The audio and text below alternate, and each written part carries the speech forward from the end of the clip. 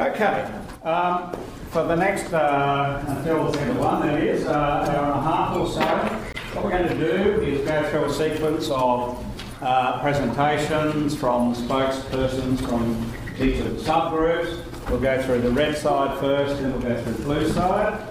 And I have a sequencing of country presentations. I want to hear from each of the spokespersons what were the overt plans, what were the covert plans, and what were the media lines. Alright. So the official position of the South Korean government is that we're committed to the de facto situation, which is peace on the Korean Peninsula, and we're not seeking regime change, so we want to make that very clear. We're inquiring as to the rumors of unplanned deployments and troop movements. We don't know where these rumors are coming from, but they're certainly not coming from South Korea, but nonetheless we take them very seriously, and we're making every effort to find out as to their veracity. We've also sent a very low profile ministerial peacekeeping mission to North Korea, but unfortunately we've been rebuffed by the North Koreans. So the South Koreans are making every effort, but North Koreans seem to be very uncooperative. As a substantive action, we've issued a standing order, so all aircraft and have been grounded, ships and maintain current positions, and troops aren't moving anywhere. So there's no possibility of any border incursion into North Korea. South Korea is open to 6-party talks, so to clear the air essentially, and we're not calling in any outside military forces until the situation merits it. That is, if South Korea were to be provoked. But that's obviously a last resort. Okay, media lines? What are the media lines? It's all rumours. It's all what's going on. That's what you're saying. That's our media line is the official position. We're committed to peace, and these are unsubstantiated rumors, but nonetheless we're investigating it. I'm taking it very seriously. We're investigating. Okay. All right. Thank you. Right. Red, United States.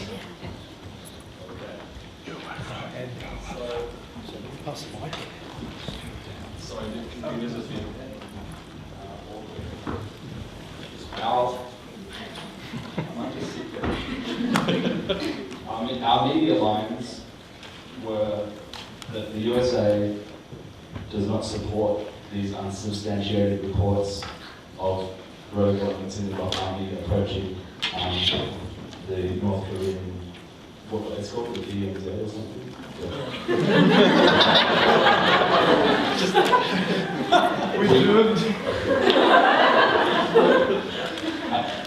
Conversations in our group worked around the fact that we need to sort out our domestic economy first.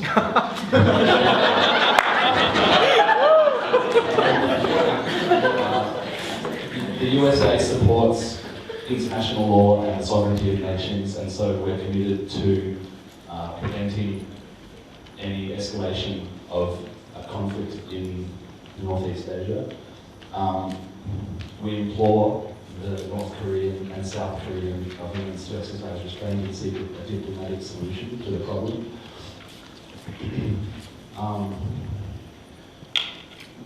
In terms of short-term, long-term, covert and overt actions, we decided that we would seek to prevent the South Korean elements from firing any shots on the North Koreans, and that would mean either mobilising the 5th or 7th fleets. I have to have Captain thank for his briefing of the actual status of the USA's military build-up in the North Pacific Ocean. But, so we have the 5th and 7th fleets that we can scramble to intercept South Korea and their rogue elements if that becomes necessary. And we also decided that we would provide USA food drops unplacarded, because apparently USA food drops often come with a whole bunch of pro-democracy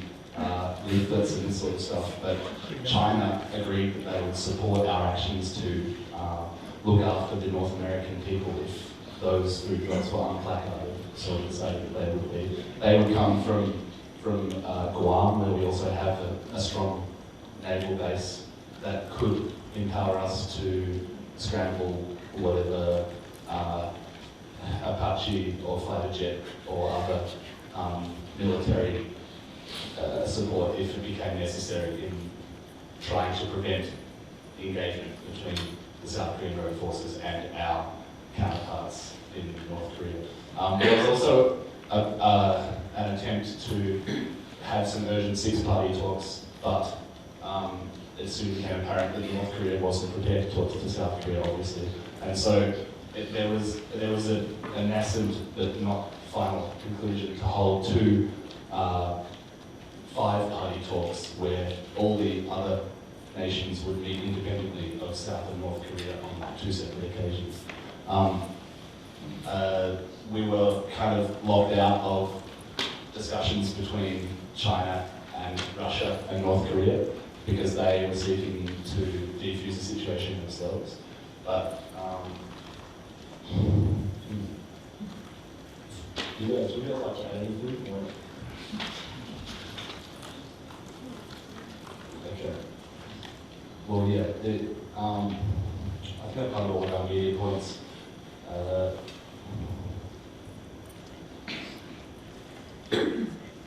Yeah, I think in sum, our overt statements were to prevent conflict by any means possible, but covertly that would mean, if necessary, engaging with, or trying to intercede the South Korean fleet as they moved north.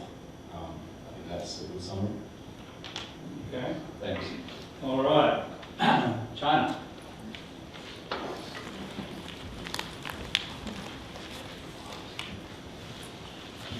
All right. Well, China, we are a developing country. We want to build a peaceful, harmonious society, and our GDP per capita is only $4,000. So we're not a friend. Okay, but anyway, getting down to business. Okay, well, currently we have deployed in the short term. We've deployed military forces along the border just to monitor the refugee situation. In terms of six-party talks, the Chinese insist that all parties, including North Korea and South Korea, participate in the six-party talks. However, to incentivize the North Koreans to participate in constructive diplomatic processes, the Chinese are prepared to facilitate an aid package in coordination with our Japanese and American counterparts. We warned the United States sternly that we oppose any United States military presence beyond north of the 38th parallel, and we will not tolerate South Korean or US forces operating in the Yellow Sea or near the Yalu River. The bargain was struck that in return the North Koreans, also we will not condemn South Korea for its actions in light of the covert nature of these forces. However, in return North Korea will refrain from crossing the 38th parallel or strike targets below the 38th parallel, and that North Korean actions are purely defensive in nature and will only be aimed at Korean forces. Covertly, the Chinese have deployed the South Sea Fleet and the East Sea Fleet to the Yellow Sea just to monitor and surveil the United States forces. China and Russia will consider a military option to move into North Korea to secure North Korea if the United States moves in. We will not condemn South Korea, as said. However, we would urge South Korea to consider being part of that aid package as part of the way to compensate North Korea. In return, North Korea will not, of course, attack South Korea. In terms of Taiwan, we urge Taiwan to stay neutral, and our newly commissioned aircraft carrier conveniently is doing sea trials at the Taiwan Strait.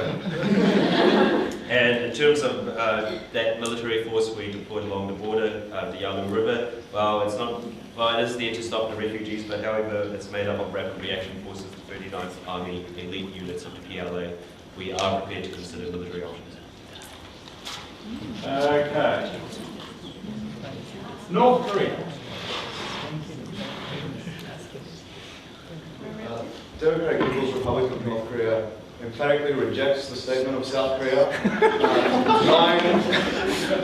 that denied knowledge and control of these elements of their military.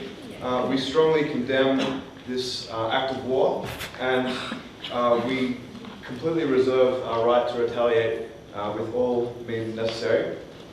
In the meantime, we've mobilized our troops to intercept the South Koreans in North Korean territory. We welcome the Chinese statement, and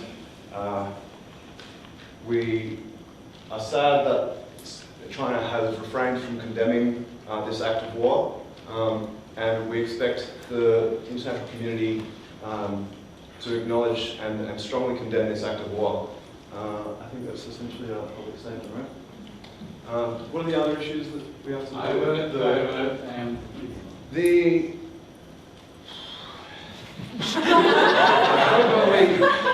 We haven't really got any covert actions actually, but before we knew exactly how much support we were getting from China and Russia, we were considering a range of other things that, including proliferating nuclear weapons, how our engagement with Iran in particular might escalate if support wasn't forthcoming, and some other things got mentioned. I think probably that was.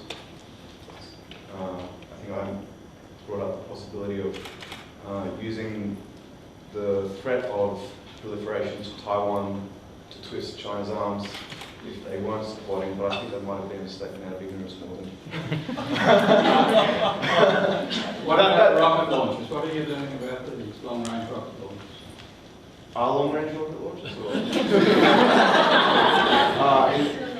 We haven't made it. We've only been focusing on the South Korean actions. Okay. We haven't really considered the context going back too far. Our troops we're peaceful.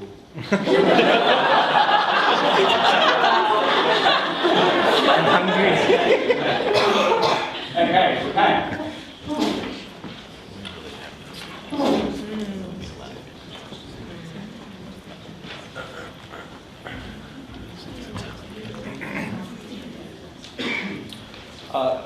So firstly, we considered our current situation, which was we are recovering from an earthquake. So our immediate media line, considering that context, was to stress that the elements moving from South Korea were rogue and in no way had formal or informal connections to any party among the US, Japan or South Korea. That we were monitoring the situation and making adjustments as needed.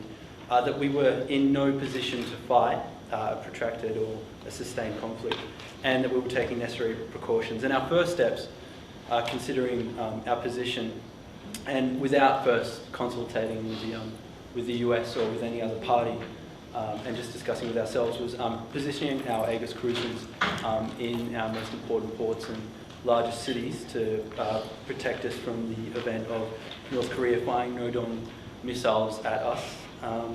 Moving the status of the SDF on high alert, the second highest, and then covertly preparing a small Air Force detachment and putting that on high alert for rapid mobilization, mobilizing aid and reassuring the US that if any military situation escalated on the Korean Peninsula, that we would send covert assistance to secure nuclear facilities.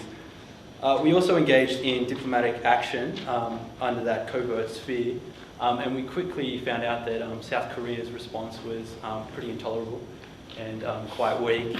Talking to the US and to South Korea and to China, there seemed to be a clear consensus that the status quo was desired. And so we put forth the idea that we could, if North Korea decided to step back its escalating comments and inflammatory talk, to help placate the situation internally in North Korea, provide aid with no strings attached. If that wasn't the case, and it very soon became seeing that wasn't going to be the case, we talked with China, Russia and the US, and we said, really, we don't need North Korea in the big picture. We can just deal with this situation by ourselves.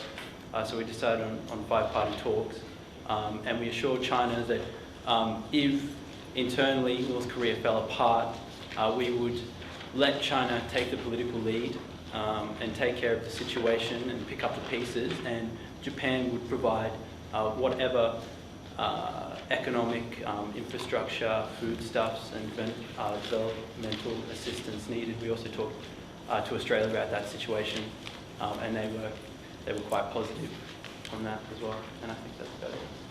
Yeah. Okay, thank you, Japan. Russia.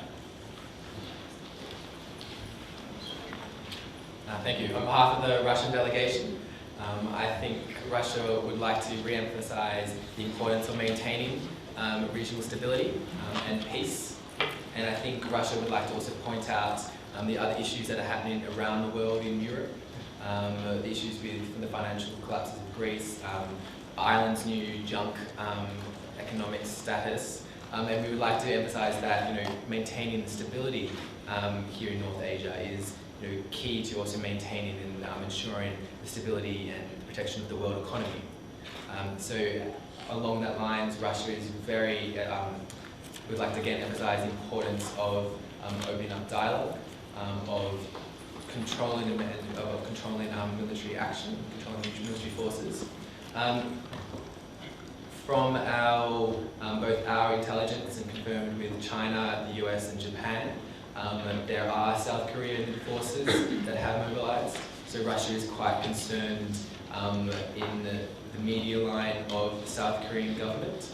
And I think at the moment their response is in our opinion, not strong enough, and that their actions are so far in protecting and maintaining regional stability is not what we believe up to the standard of what South Korea has done before. We are, of course, emphasising the importance of returning to the status quo of the DMZ of the 38th parallel. We are not looking to, in terms of our official covert operations, we are not looking to change the status quo. We are, of course, on an internal policy basis, we are, of course, very aware of our own energy deals and the money and the financial situation that is occurring between Russia and North Korea. And we are aware of similar situations between China and North Korea. So again, the maintaining and protecting our financial interests in North Korea is key in our Russian dialogue. We are also very much aware and have sort of alerted our military in moving them to the border with North Korea, in protecting and maintaining refugees. We are very aware that any issue that occurs in North Korea will create a huge amount of influx of refugees. So we are quite trying to be very aware and proactive in this situation. As has been mentioned, we have engaged in unofficial dialogue with North Korea and China, and again emphasise the importance of regional stability and security. We recognise North Korea's difficulty with South Korea and entering into dialogue, and therefore do support, as the US mentioned, two separate dialogues, one discussing with North Korea, with both China, the US and other countries available, and the other one also discussing with South Korea the current situation that's happening. Again, as I did mention earlier, our media line is once again of regional stability, regional peace and security. And moving beyond that, covert operations in our sort of internal, unofficial policy, Russia is very worried, very concerned of the US support for South Korea and moving their military into the North Asian region, because we do see this potentially escalating quite quickly. As a result, we are at the moment with China covertly, I would emphasize, discussing possibilities of the collapse of North Korea and where that would lead, and what that would mean for Russia, for China, and for the North Asian region, and potentially a Russian-Sino transitional government, I guess we would call it. Okay, thank you, Russia. Taiwan. Hi. Firstly, Taiwan believes that currently this situation has a very limited effect on us and we will take no covert action. Our policy, however, is that we officially state the US stance on the issue in regards to South Korea-North Korea conflict. However, if escalation occurs and China and US are brought into the conflict against each other, we will attempt to remain neutral and avoid the conflict. In a limited conflict with the US, a possible conflict between the US and North Korea, we will allow US forces to use our territorial waters. And our media statements is again that Taiwan officially supports the US stance, and we call for emergency six-party talks, and we also offer ourselves as a neutral mediator for the conflict, and we urge all states to resolve this issue diplomatically through the UN. Okay, thank you, Taiwan. Australia, last but not least.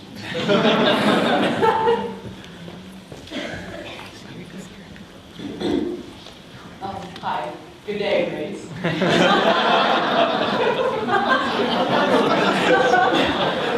I'm here speaking on behalf of Australia, and we'd like to start off with some of our first steps in our immediate plan of action in the situation. To mollify the fears of the public, our first step is to work on message management and sending out a united message to the public from the Australian government. Using newspapers and other media outlets, we'll try to control the fears amongst the public first. So our media line is, the Australian public does not need to worry, and industries don't need to be concerned because we'll be doing our best to balance good relations with all of our strategic partners, both in terms of the security front as well as trading partners. Also, we don't know if these reports are completely accurate, so we're waiting to hear further information, and we'll be monitoring the situation. And if there's any situation that can be resolved peacefully, that would be the best case scenario. We're also making the assumption that rogue elements of the South Korean forces are separate from the official South Korean government. After all, we do want to maintain good relations with the South Korean government as we're official trading partners. We have a bilateral free trade agreement, and the Republic of Korea is Australia's fourth largest export market and fourth largest overall trading partner. But China is also our largest export market, so we also don't want to screw up relations with them. So officially, we're not siding with any particular country. We'd also like to caution against any action given the really volatile situation, and we don't want to point any fingers until we know for sure if the South Korean government indeed was behind the rogue elements of these South Korean forces. So basically, we don't want to take any immediate action when everything is still very uncertain. In terms of covert and overt actions, covertly, we're hoping that the United States will mollify the situation if it escalates to that level, and that South Korea gets the military under control. And if the U.S. is able to alleviate issues with North Korea, that would be great, because China will not have to overtly side with North Korea, and we can still remain good relations with both China and South Korea, as well as with the U.S. In the short term, we're interested in multilateral negotiations and talks. If the six-party talks can become seven-party talks, then we have to take part, since we're kind of, the bridge between the East and the West. In terms of long-term plans, if the situation really does escalate, we're willing to contribute to international peacekeeping troops and work through international platforms like the UN to find diplomatic peacekeeping negotiations. We're also interested in humanitarian aid and helping out. So if we're approached by international organizations or strategic partners, we definitely consider playing a part. And basically, we want to maintain the status quo and keep a neutral stance and remain in good relations with many of our trade partners, as trade is very important to Australia. We're also aware that Australia has signed the ANZUS, which is the Australia, New Zealand, and U.S. Security Treaty, in which we basically have annual bilateral meetings between the U.S. As well as New Zealand and Australia. However, this alliance has actually generated some level of public controversy over the past couple of years, especially after the Australian government, or the Australians stepped in to help out the United States in the Iraq War in 2003. So basically, we definitely support U.S. efforts to try and alleviate the situation from their front, but whether or not we'd actually send forces and publicly side with the U.S. is another question, because it'd be extremely hard to garner support domestically, and it also challenges our trade relations in the Asia-Pacific region. So overall, Australia's primary concern is balancing our strategic interests, both our trade interests with our trade partners, and security interests with countries like the U.S., and generally maintaining regional stability. Thank you. Okay, thank you, Red Team. Round of applause.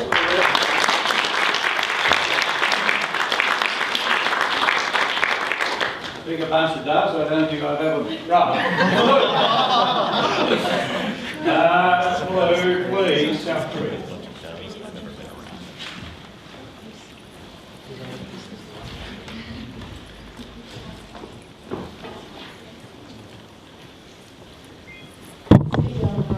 The blue team, South Korea. Our media line is that reports of rogue troop movements have been grossly overestimated, but be assured that the South Korean government does not support these movements, and we have the matter under control. We actually have accosted the leaders of the very small element of the army that was thinking about moving against the government's control, and we have actually replaced the general in charge of that section of the army. South Korea's official stance is to avoid conflict with North Korea at all costs. South Korea is aware of the importance of maintaining peace and stability in the region, and we wish to avoid nuclear conflict at all costs. In the external part of our media line, we've been in talks with other countries of the region, and we are willing to prepare a joint statement by the governments of South Korea, Japan, the US, Australia, and China, who have all agreed to join with us in urging North Korea to refrain from any violent repression of its people. We also are urging the North Korean government to free the Japanese ambassador who has been kidnapped by North Korea. And we feel very strongly about this ourselves. We are also willing to engage in talks with North Korea, but we are going to wait for them to approach us. Internally and covertly, South Korea actually wants reunification with North Korea. The people are unhappy, and we are having internal problems because of this. In support of this, South Korea is, look, obviously we're concerned about the missiles that North Korea has been mobilising, so we're also doing everything we can to prepare our army in terms of self-defence. And apart from self-defence, we were also in talks with the US for the scenario in which North Korea will attack us, but also the US has shown support for us if we were willing to go in and reunify North Korea. We are working covertly in North Korea. Our spy services are engaged in talking with the leaders of the North Korean underground movements, and trying to work out what people are willing to do, how we could support them covertly in their efforts. We're not actually going to do anything at the moment, but we are aware of this because we are aiming for reunification in the area without actually overtly invading North Korea. I think that's about it, unless you have anything to add. Thank you. All right, thank you, South Korea. United States.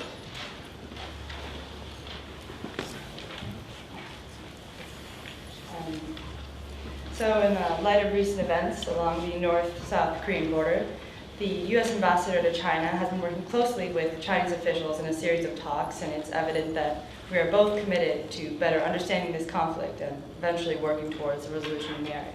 And that's the strongest point of our official media statement.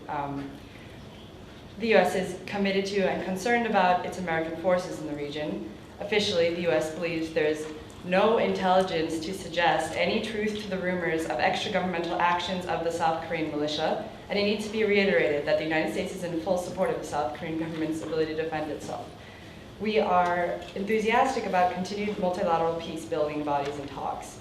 Our statements and positions outlined here in our media statement have been coordinated and supported by Australian, Taiwanese, and Japanese officials within the past 24 hours.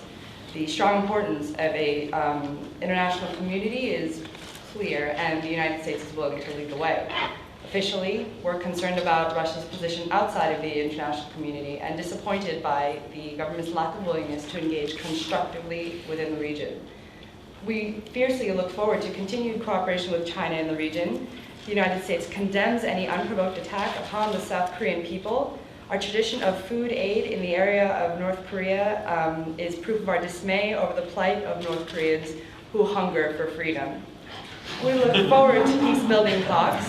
Our cooperation with China signifies the unified position of leadership in this area. And that's all for the official statements. Covertly, the United States government has decided to send supplementary air forces into the border region and has sent intelligence into Russia. And two last things. It's important for us to continue to participate in talks with China, and we want to forward these 6-party talks. We are sending humanitarian food aid to North Korea, and we are committed to trying to, I guess, annoy Russia as much as possible, and continue to be concerned about their position and their rogue behavior outside of the international community and their unwillingness to communicate. Okay, thank you. United States, China.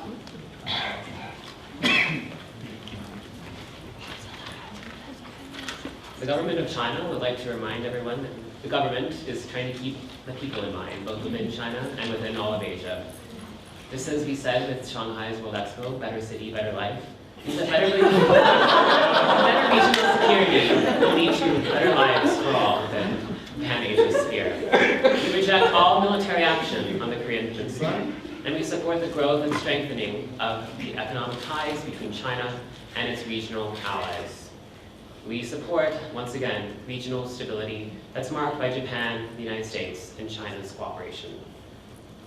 Our media outlook will be to make sure to allay the fears of the Chinese citizens that there will be immigration illegally from North Korea into China, and as such we will be closing our borders with North Korea and increasing the repression, or that's not what the Chinese officials would say, but increasing censorship within China to make sure that the fear that the movements that are going on within North Korea are not going to take place within China itself. We would like to extend continued aid and support to North Korea, the North Korean people, but not military aid. We have asked North Korea not to do anything regarding with military ties with Russia or any other partner within the region in order to stop any of the escalation of violence on the peninsula. We liked and are very much encouraged by the assurance from multilateral talks with the US and Japan, and we're looking forward to hearing from our Russian partners because they were very much uncooperative on this front. We currently support, this is kind of covertly, and we talked with the US and Japan, the peaceful reunification of the Korean Peninsula, much like we support the peaceful reunification of China. So in summary, we are not doing anything extremely covert besides moving our military along the border and kind of playing the wait-and-see game, just to make sure that we can continue to support the prosperity of China and the prosperity of the greater regional area. Okay, thank you, China. North Korea.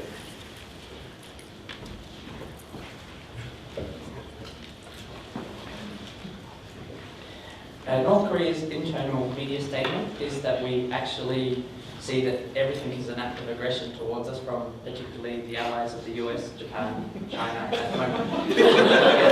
We've gone against their historical allies of the communists. So we will come back to that very shortly. External media statements are that the security of the people of North Korea and our national sovereignty are the #1 concern for us as a country. And we do not expect any acts of aggression or the constant build-up of military troops either on the Chinese border or of the South Korean border into DMZ. We are calling on people to supply us food aid. Some countries are saying they will, but they're putting conditions that we think are too stringent.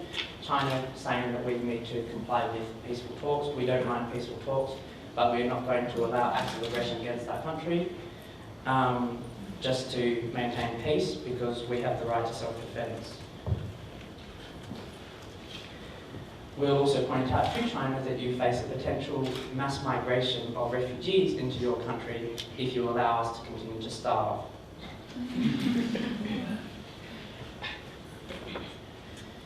It is also not in the interest of China's economic policy to allow any form of acts of aggression in the area because of the fact that you have a lot more to lose than we do.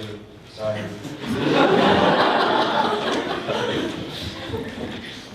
think about your own economy. Overt and covert operations, tactics and strategies. Our tactics short term were to kidnap a Japanese ambassador. And we're not entirely sure whether that's going to be overt or covert, but according to Twitter, it's overt.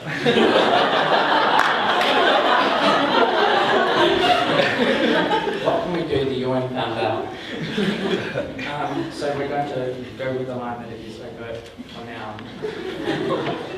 We will attend peaceful talks with all nations, but we wanted on neutral ground, not South Korea.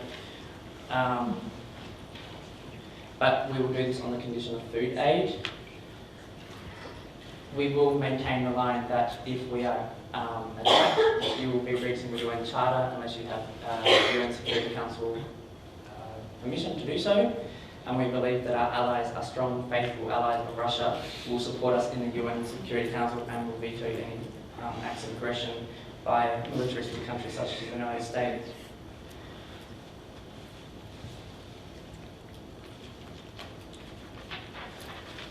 Basically, the self-defense goes to anyone that is going to attack us. We have weapons facing your way.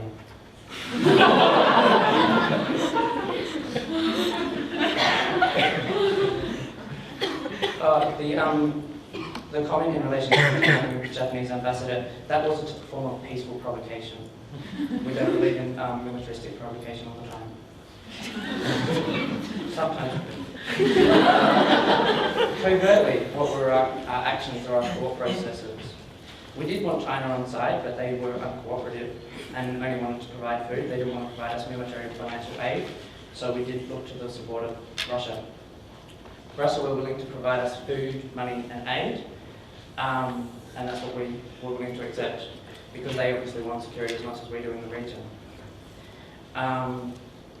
Covertly, we did keep in mind China has more to lose than we do, so be it.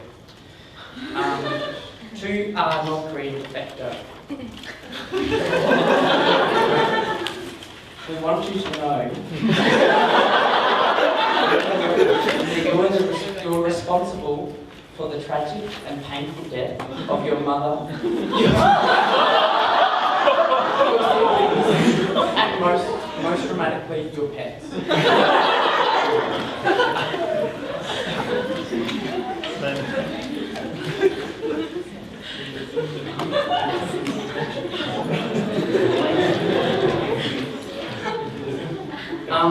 We just want to teach the Chinese about their own military strategy. You don't really want the US to actually have the whole South Korean peninsula or North Korean peninsula, because they're going to spy on you more than they spy on us. So do you really want that? That's what we were thinking in the way we dealt with you. And if China calls on us to become a democracy, we'll tell them that they could stop the hypocrisy and do it for themselves first. That was our covert thought process. Okay, thank you, North Korea. There's a place for you guys in Pyongyang.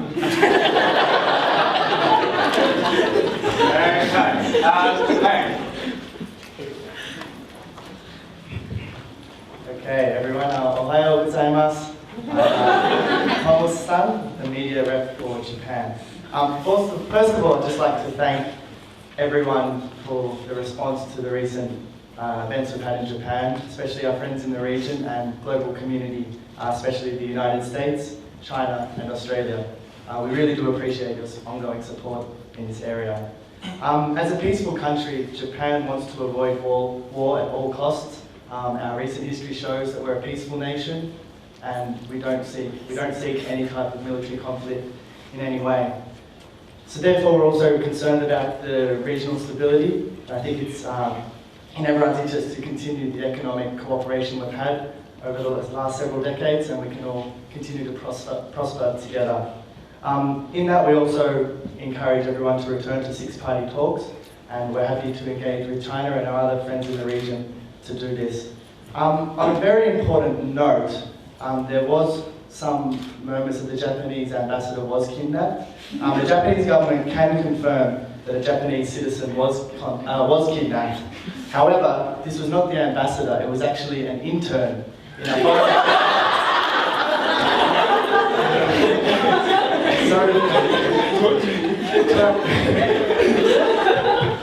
it was actually his first day on the job as well.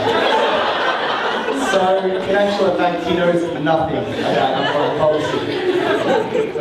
So, we would also like to say to our friends in North Korea, you should check your military intelligence. And hopefully next time it might be a little bit more accurate. And finally, as a democratic country, Japan fully supports people seeking democratic freedoms in the region, but not through militaristic means. So that's the media response. With the overt plans, we do support the US with our ongoing military relationship. We do support their position. However, we do still want to avoid any military conflict in the region. We have negotiated with the DPRK about our so-called ambassador, but they have not been willing to talk any further. Another overt plan that we have, I'm not sure if any of you know Jung Tae-se. He's the Beckham of North Korea. He's a very good soccer player. He's actually born in Japan, and he lives there. So that's our bargaining tool. To get the citizen back. He is the best player of football, so if you want to have any hope in the future.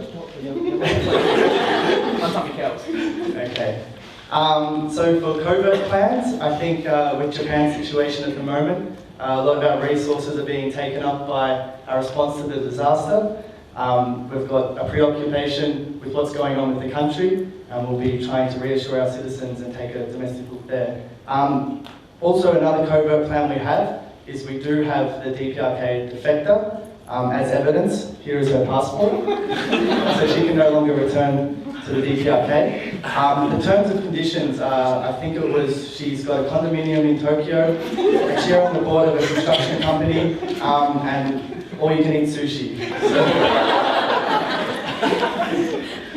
So we've also been in discussions with the US, reaffirming our military alliance, and we have said that they can continue to use the military bases in the region. However, we would like to have some say in their decision making for war or not. We're also concerned with Russia's involvement in North Korea, and we'll continue to monitor this situation. And besides that, that's about it. Okay, thank you. Japan. Russia.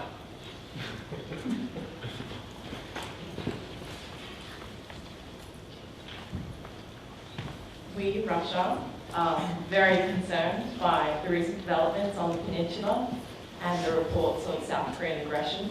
And whilst we do look to cooperate with the international community, we're worried by China's recklessness and its abandoning and ignoring us and not working alongside us in terms of resolving this issue.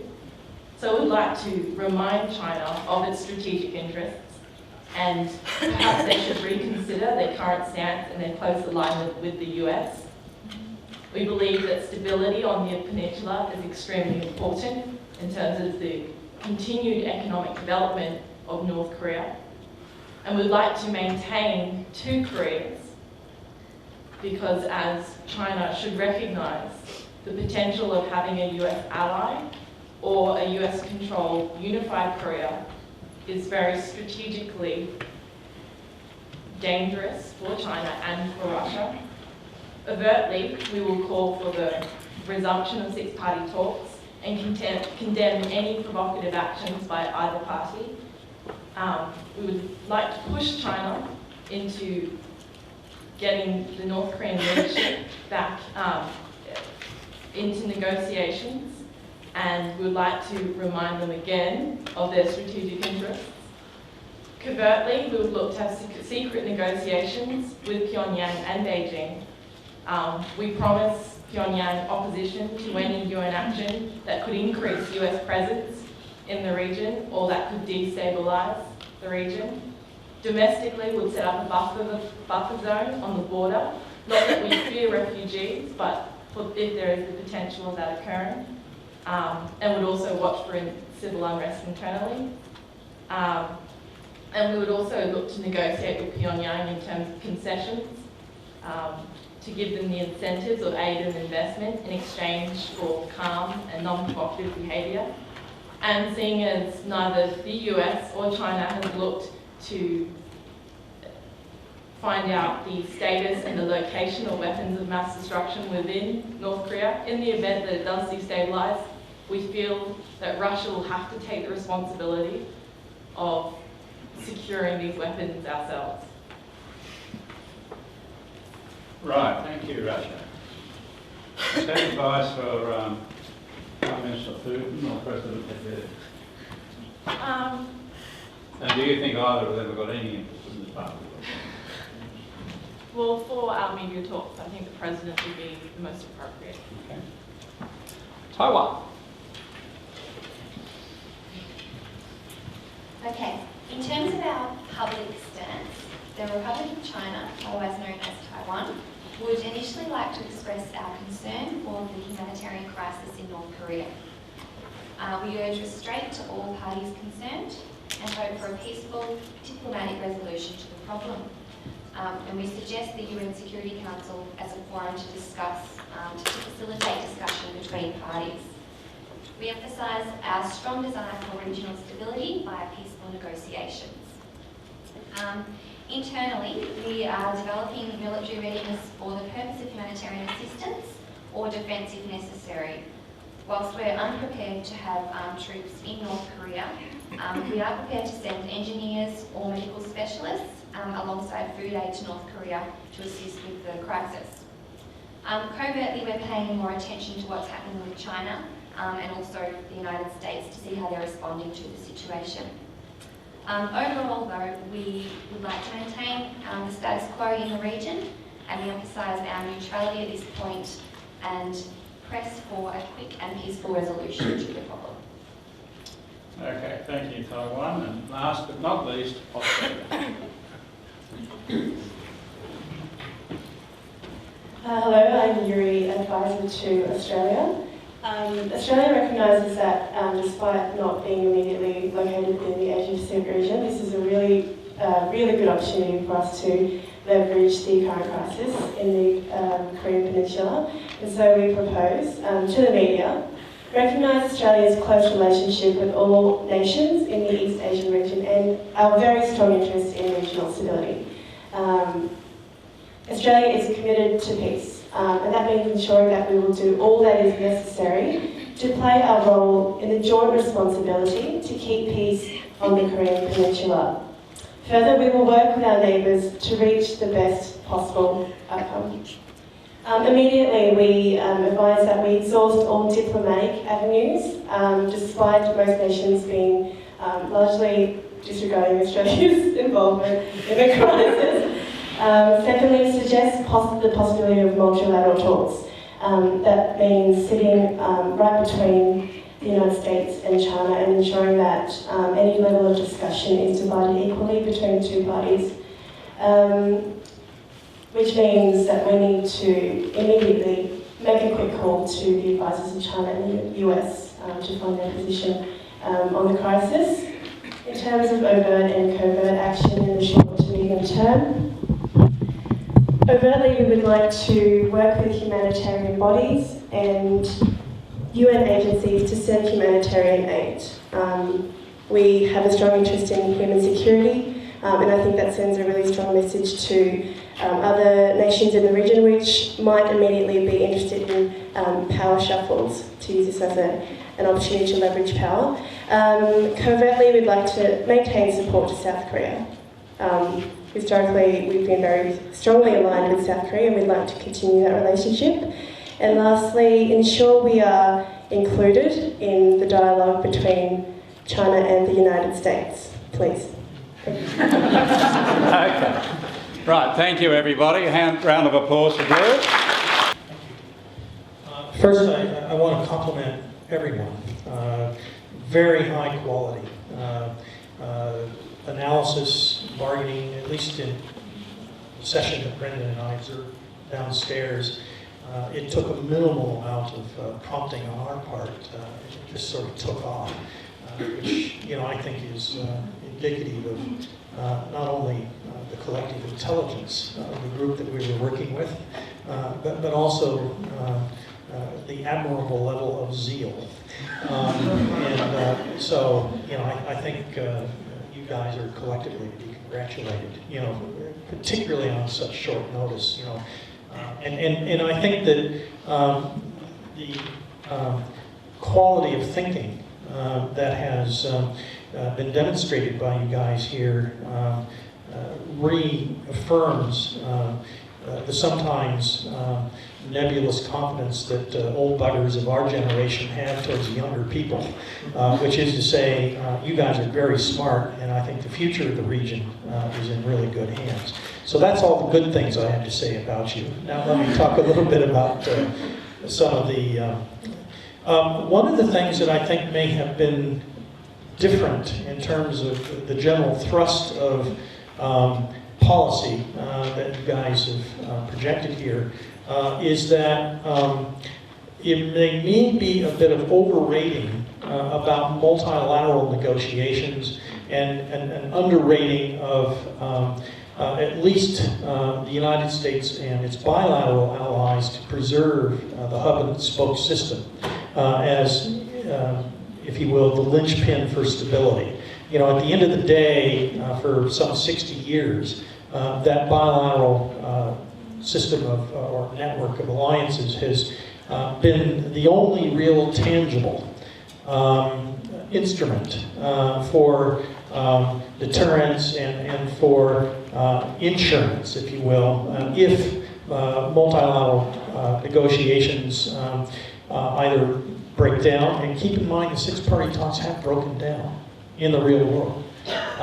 Also keep in mind that the South Koreans, the Japanese, and the United States have not demonstrated any enthusiasm to return to the six-party talks without some movement on the part of the DPRK to acknowledge and to apologize for the two incidents of last year, the shelling and the sinking of the ship.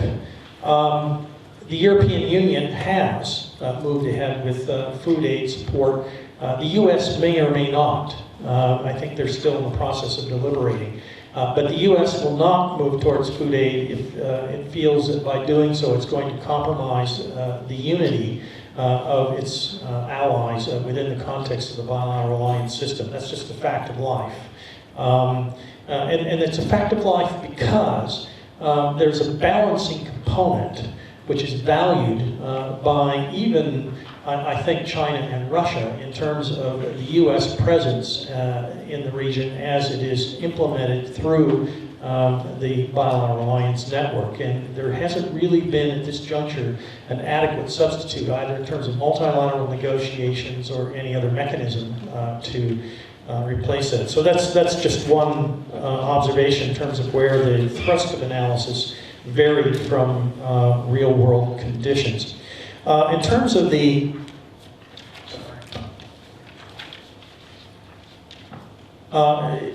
there were some remarks from at least one of the Japanese delegations, and I think also from the Russian delegation, about going after the DPRK nukes.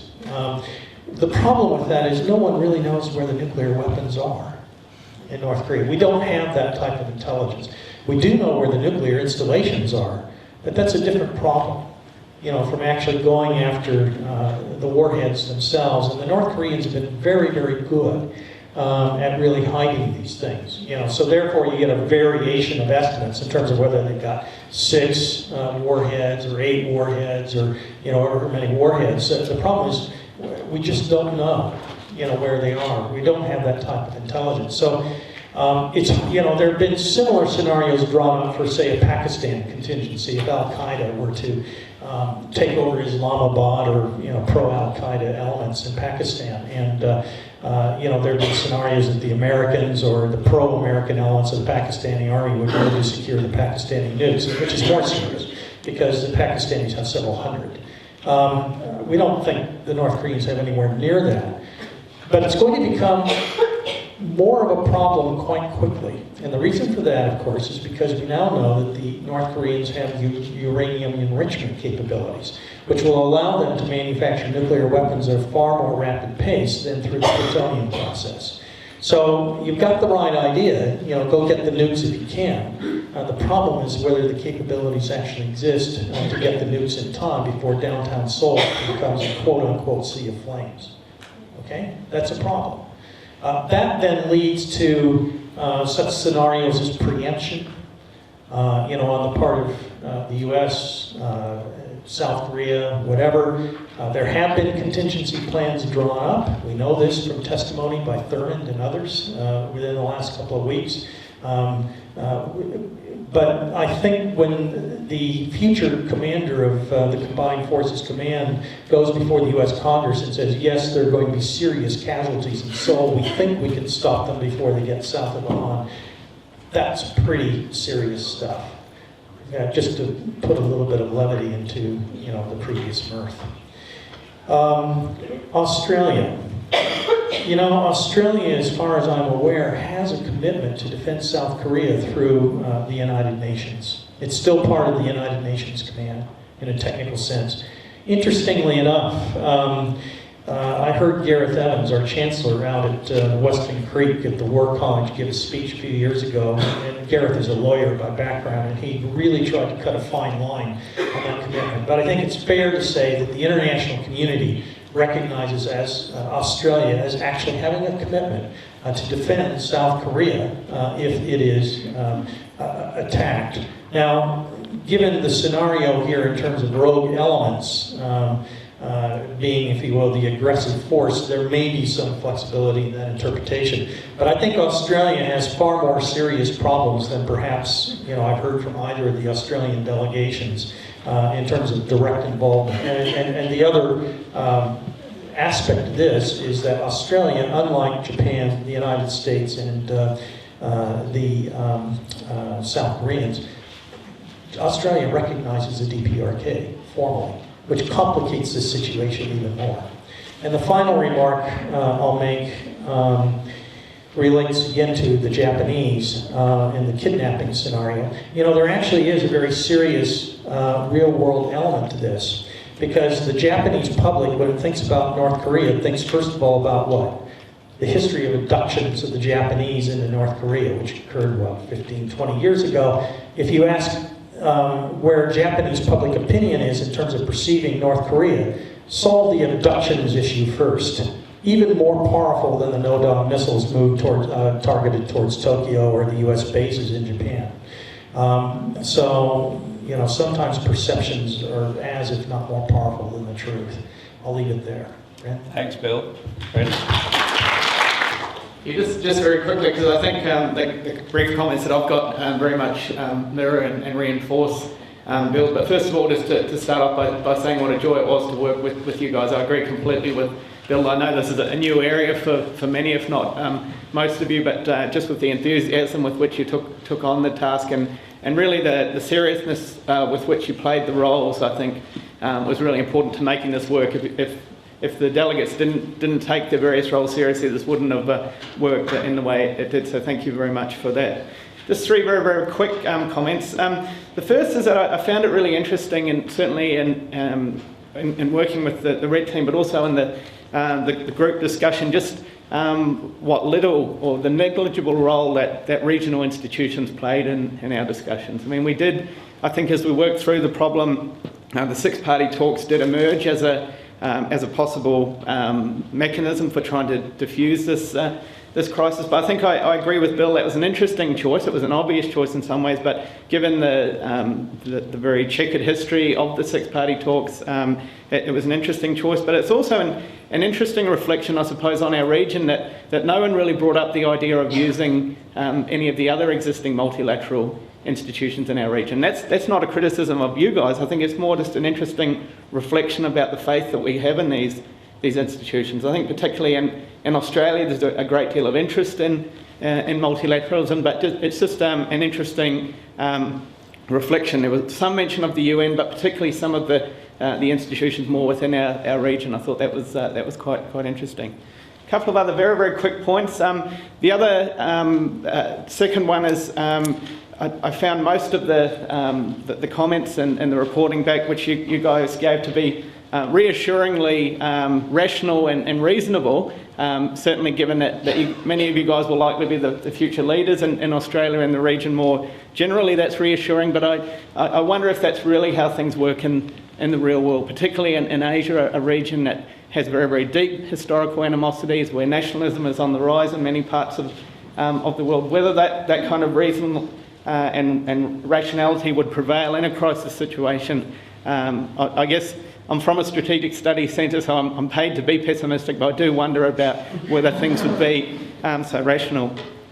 Finally, I thought one of the things that both groups could have done a little better, we saw some of it coming through, but was in terms of linking what was happening in this crisis to the bigger picture, to what was happening in other parts of the region and the world. It's a hard thing to do, given that many of you don't come from an international security background, but thinking about what's been going on, for instance, in the South China Sea over the last 18 months, and the real spiking in tensions there, not only between the countries that have claims in that particular region, but also more between the US and China more generally at that larger level, and how some of those other flashpoints or regional crises might play into this particular question. I guess it goes back to that point about being reasonable and being diplomatic. I thought that the negotiations between the US and China were reassuringly reasonable, and certainly I have a lot of hope that the future of the US-China relationship will be a very stable one.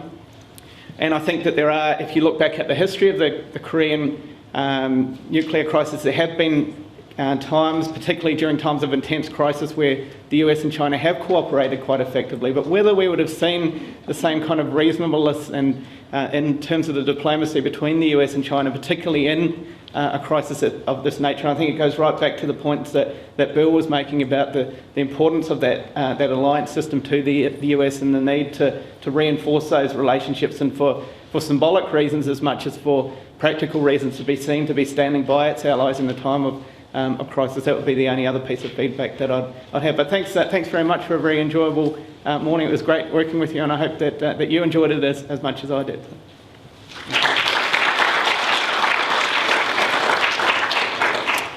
Okay, I've been writing some things down as we were going through the presentations and then as follow-up, and the list is only about 14 issues long. We're not going to have time to do them all, but I want to start out with a little story, and it's what I call leaders as prisoners. I was privileged to spend some time in New Delhi for 3 years back in the late 1980s, and I had the chance to spend 30 minutes under a tree talking to Rajiv Gandhi, who was then Prime Minister of India, about leadership issues. And I've never forgotten Gandhi telling me that when the Congress-I government was elected into power in India, they were determined to repeal all the laws that restricted open economic participation in the world system. And then, without blinking an eyelid, he said, so we repealed 5 laws, the bureaucrats put in place 34 regulations, and nothing changed. And I looked at him and I thought to myself, but you're only the Prime Minister. And it's very worth thinking, when you reflect on the game, that as you were role-playing in these different areas, and you're thinking about the leadership dilemma, I think about General Sharp. He's the commander of US and Korean forces on the peninsula. He knows something's been going wrong, but he hadn't really been able to stick his finger on it. He had this feeling of unease. He's made his reports now to the senior leadership in both the United States and in South Korea, but he's still got a serious damn problem. What to do? Think about the leaders in the various organisations you were role-playing. You know, are they trapped as prisoners by the who we are, what do we do, and how do we act problem? For example, in this particular scenario, What are the relationships that take place across the board between South and North Korea?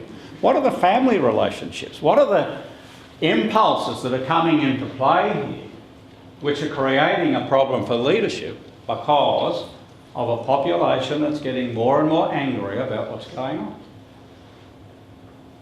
Because leaders who fail to respond to those imperatives won't be leaders for very long. We didn't play the United Nations. Very interesting to think to ourselves, had we had a ninth group called the UN, how you would have tic-tacked with those organisations over this particular issue. And I hope you know from your history that the UN, of course, plays a very, very significant role when it comes to the Korean Peninsula. What about the Security Council? What about the whole of the UN apparatus? World Food Programme, all of that stuff that makes the UN a very important actor, to say nothing of the current standing of the current Secretary General. So let me pick up on a couple of the issues. The kidnapping of an ambassador, pretty serious stuff, and ambassadors are more important than citizens. Is that right?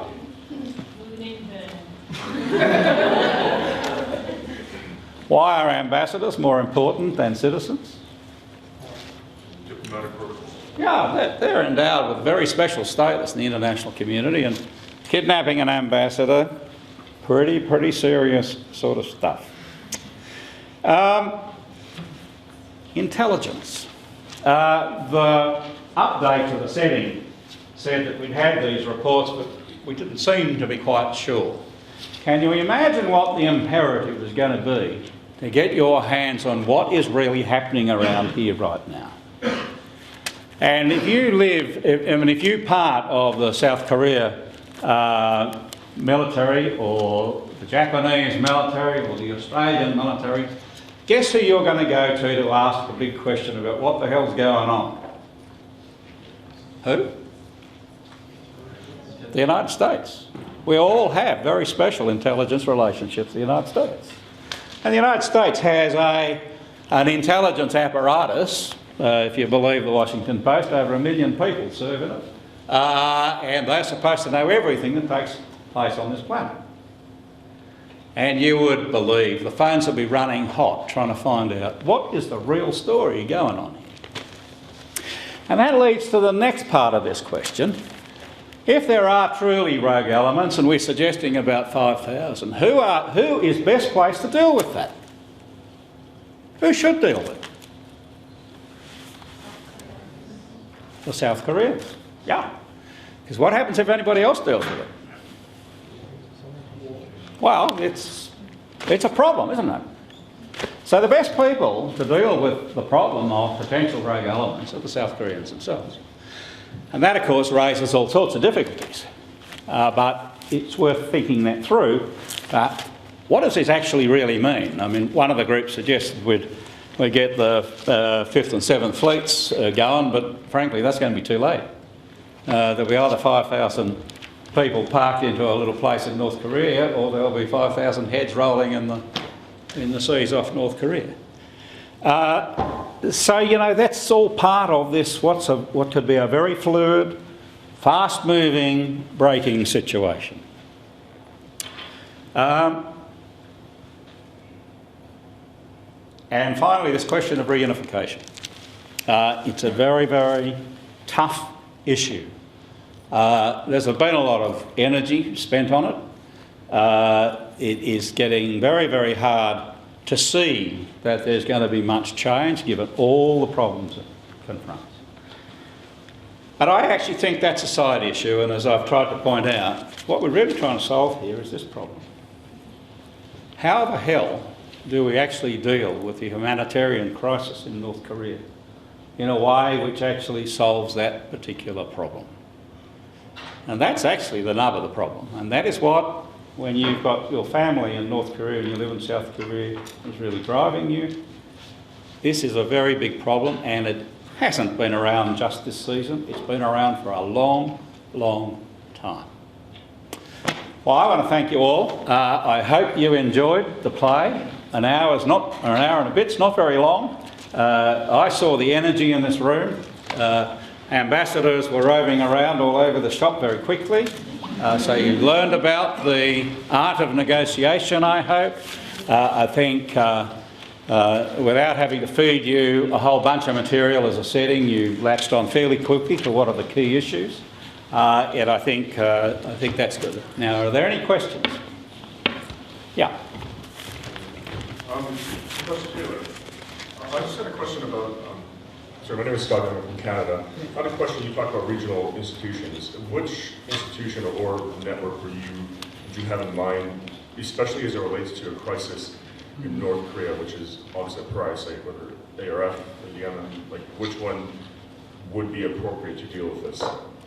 Yes, it's a very good question, and I'll also give Bill and I've done a lot of writing on this together, so I'll give him a chance. He may want to add something as well. I guess my comment was more just a reflection that it's interesting when we think about institutions, and particularly say from a kind of a liberal institutionalist perspective, we think about that institutions are there to be able to build trust, but also they're there in a practical sense to be able to manage crises, like major crises when they occur either internationally or particularly within a particular region. And I think for all the criticism that it's received, this was one of the points I think that former Prime Minister Kevin Rudd was trying to get at when he did put forward the Asia-Pacific Community proposal here in Australia that doesn't seem to have really made much headway, that the region really it lacks that kind of institution. But then I suppose I was trying to push that argument a little bit further and say, well, do we really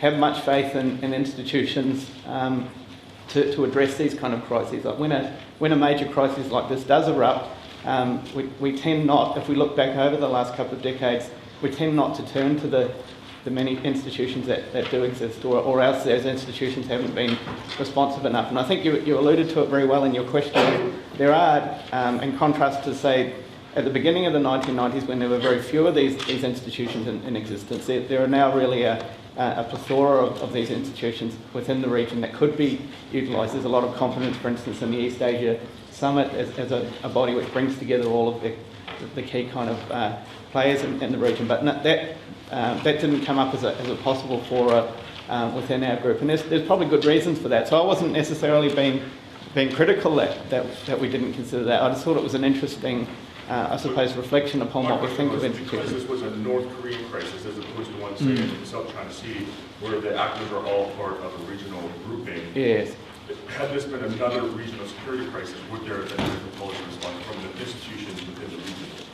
Yes, well, my argument, and once again, I'm pretty openly a sceptic of institutions, as you probably picked up. But I think if we look at the range of other crises which have occurred outside of North Asia, I think that we've seen a very, very similar trend. So, for instance, if we look at crises in the South China Sea, or even as Chris alluded to at the very beginning, the crisis over East Timor back in the late 90s, I think it's and it's not just in the kind of the hard security sphere. It's also, if we look at a whole range of non-traditional crises, like crises emerging from disease-based threats like SARS or avian influenza, which have emerged.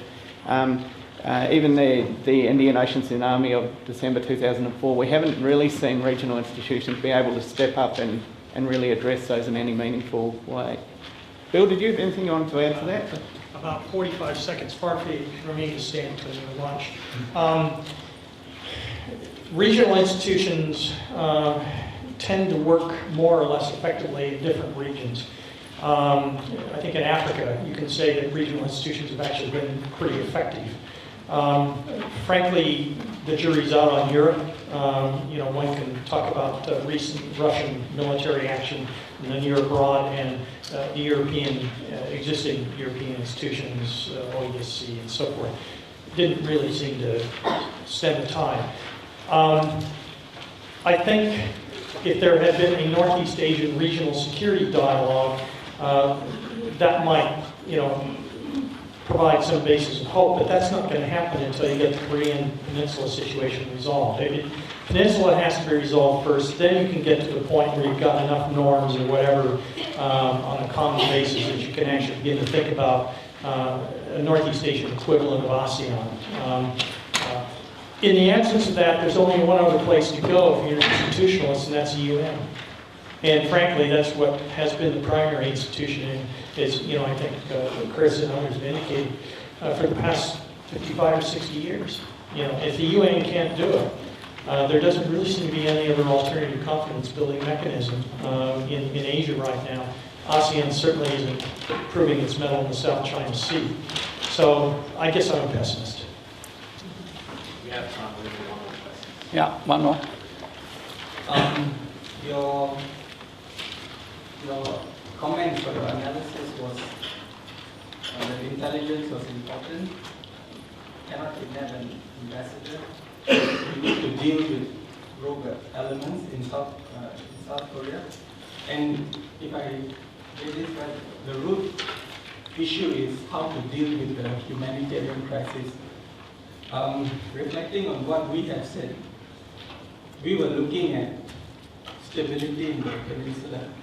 And I get the impression that, from my analysis, is that we all got it wrong. Why do you say?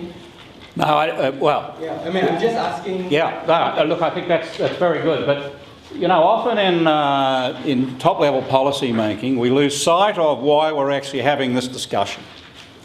And you can see very easily in this particular scenario how we've got distracted off what is this little problem down here about starving people, families, and North Korean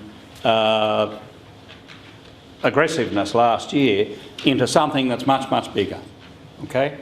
And of course, to go back to the leader's dilemma, you've now got the South Koreans who've decided, had enough of this talk, we're going to go and do something about this. Okay? And that's inflamed the situation. Now, I don't think you got it wrong, and I think, frankly, most of your answers were pretty much what you'd expect to hear. So in that sense, I think they were high-quality policy responses. And, of course, we are dealing with one of the seriously intractable problems that we've been confronting over the last 15 years, which is a regime that spends all its money on the wrong things, doesn't care about its people. What's really interesting at the moment in North Korea is how it's now the military and the police who are being affected by starvation. Right? Up until 2 or 3 years ago, those people who were the loyal servants of the state would do whatever to deal with the rest of the citizenry. But nowadays, it's starting to have an impact on them too. And that's making it much more volatile. Okay, so, you know, when we first put this game on the field in March, we didn't know what was going to happen. Well, you know, we were guessing. But by golly, it's proved to be pretty close to what's been going on in North Korea. So, yeah, I don't think you got it wrong at all. But I'm just trying to make the point that at senior policy levels, every now and then, it's really, really good to have a reality check on why are we actually having these discussions. I think do we have time for one more? Just one.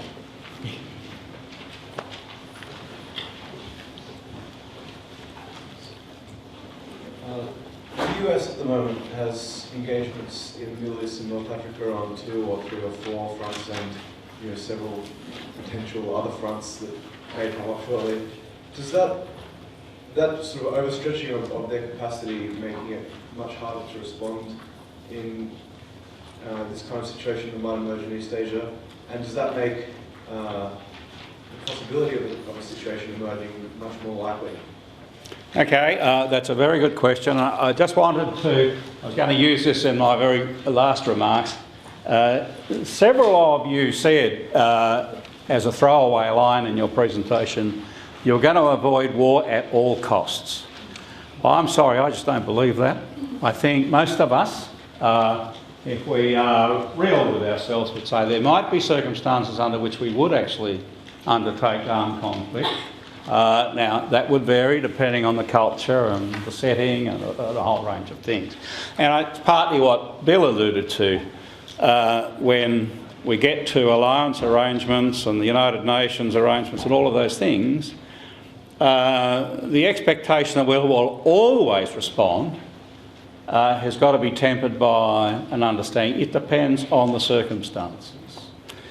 But to go back to the United States' current posture, force posture, I don't think you can draw that conclusion.